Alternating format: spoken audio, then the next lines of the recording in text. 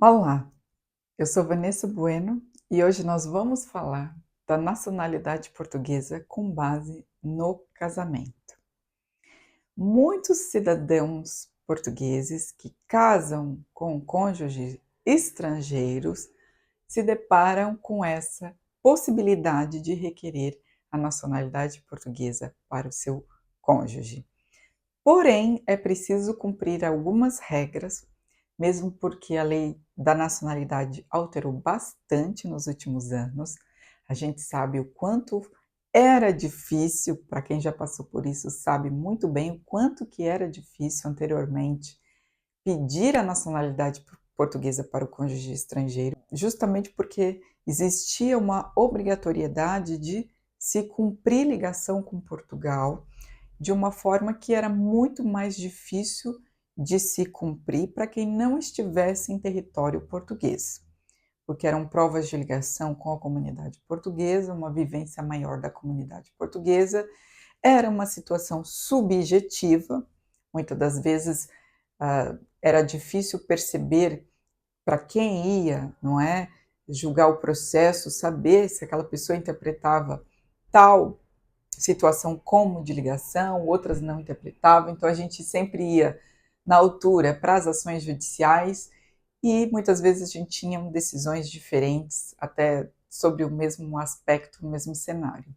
Mas isso, ainda bem que ficou resolvido, porque hoje em dia é muito mais fácil de se comprovar essa ligação, e é sobre isso que a gente vai falar hoje. Ou seja, você que é cônjuge de cidadão português, saiba que hoje nós temos aqui algumas formas de comprovar esta ligação. O primeiro de tudo que você precisa saber é que o seu casamento tem que ter mais de 3 anos.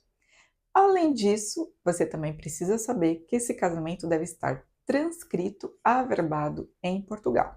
Portanto, se você casou no estrangeiro, não adianta nada requerer a nacionalidade portuguesa se esse casamento ainda não estiver averbado. Portanto, é esse o primeiro ato. Averbar o casamento, ter 3 anos de casamento. Além disso, é preciso provar ligação com Portugal. E é isso que muita gente confunde, porque o tempo de provar ligação com Portugal, por vezes, é diferente do tempo de casamento, e as pessoas ficam confundindo esse prazo. Então, nós temos hoje algumas maneiras de comprovar ligação com Portugal que eu vou falar aqui para vocês nesse vídeo. Então, a primeira delas é para quem reside em Portugal. Então, se eu sou casada com um cidadão português, eu resido em território português. Neste caso, eu posso provar a minha ligação com Portugal estando aqui 3 anos residente em território português. Eu tenho que ter inscrição na Segurança Social, eu tenho que ter minha inscrição nas finanças, no centro de saúde, que são aqui inscrições comuns para quem vive em território português. Então, uma pessoa que esteja cá, obrigatoriamente, ela vai ter que ter essas inscrições. Portanto, é algo muito simples, muito fácil para quem esteja aqui a residir.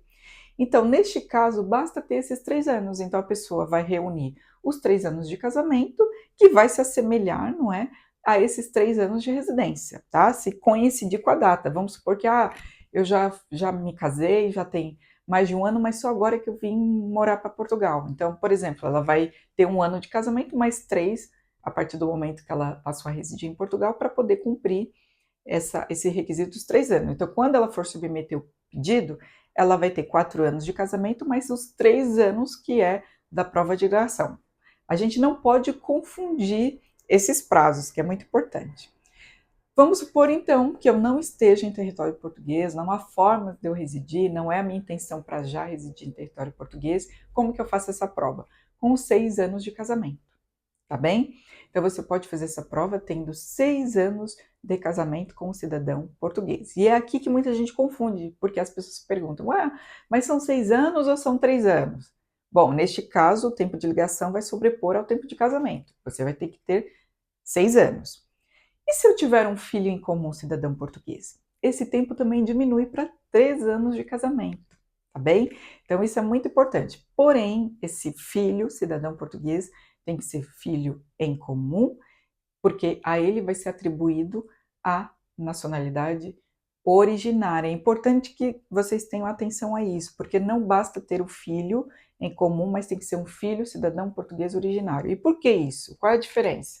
Vamos supor que eu naturalizei cidadão português, não sou um português originário, sou naturalizado, quero passar o direito para minha esposa, tenho um filho em comum, mas esse filho em comum também é um português naturalizado.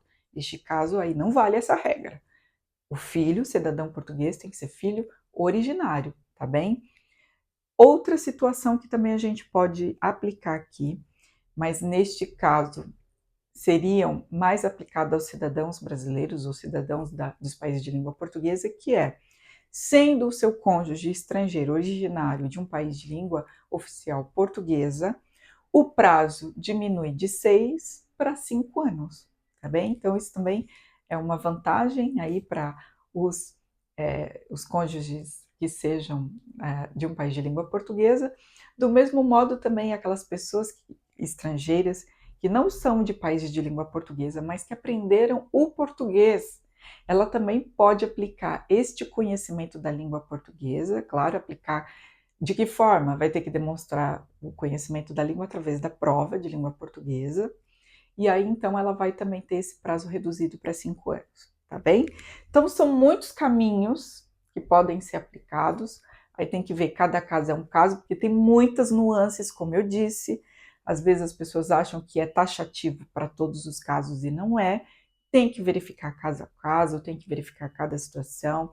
É importante também no processo de atribuição, na verdade, aquisição, porque a gente está falando de uma nacionalidade por naturalização, tá? No caso do casamento, a gente também tem que verificar a profissão desse cônjuge, se ele não tem nenhuma profissão que impeça, né, a concessão da nacionalidade portuguesa, ou seja, profissões que a lei portuguesa não permite que seja concedida a nacionalidade portuguesa.